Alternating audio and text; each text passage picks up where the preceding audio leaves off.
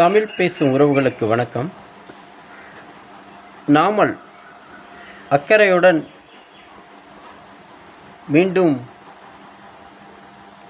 மக்கள் மீது அக்கறை வந்துவிட்டது, பாசம் வந்துவிட்டது.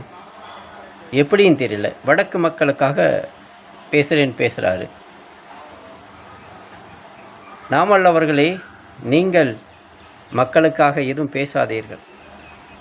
நீங்கள் மக்களுக்கு எந்த சலுகையும் செய்யவில்லை.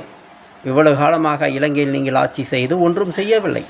ராஜபக்சோ, கொத்தவராஜோ, மகர ராஜபக்சோ, நாமல் ராஜபக்சோ ஆட்சி காலத்தில், உங்கள் ஆட்சி காலத்தில் என் இன மக்கள்கள் 2009 கொத்து கொத்தாக இருந்ததற்கு, குழந்தைகள் இருந்து முதியவர் வரை, பெரியவர் வரை, தாய் வரை, தந்தை வரை இறந்ததற்கு காரணம் நீங்கள்தான்.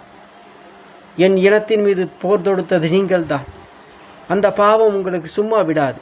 மீண்டும் இவர் அக்கறை காமிக்கிறார் மக்களுக்கு. மக்களோடு மக்களாக சேர்ந்து இவர் இன்னும் மீண்டும் அரசியலுக்கு ரொம்ப மக்கள் மேலே அவ்வளோ ஒரு பாசம் வந்துருச்சு. உங்கள் மக்களாலே உங்களுக்கு விரட்டி அடிக்கப்பட்டது தெரியுமா? எப்போ? போன வாரத்தில் கவர்மெண்ட் கொடுத்த, இலங்கை அரசு கொடுத்த எல்லா சலுகையும் பறித்து விட்டாங்க தெரியுமா? உங்கள் ஆட்சி பார்த்தாச்சு எப்படின்னு. உங்கள் ஆட்சி மன்னர் ஆட்சி. நீங்கள் இலங்கையே வறுமை நாடாக ஆக்கினதே உங்கள் ஆட்சி காலத்தில் தான்.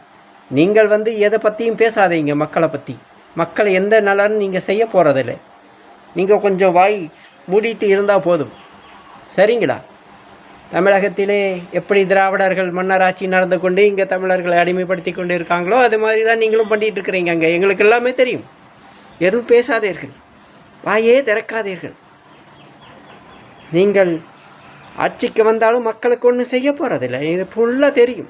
வாயே திறக்காதீர்கள், அமைதியாக இருங்கள்.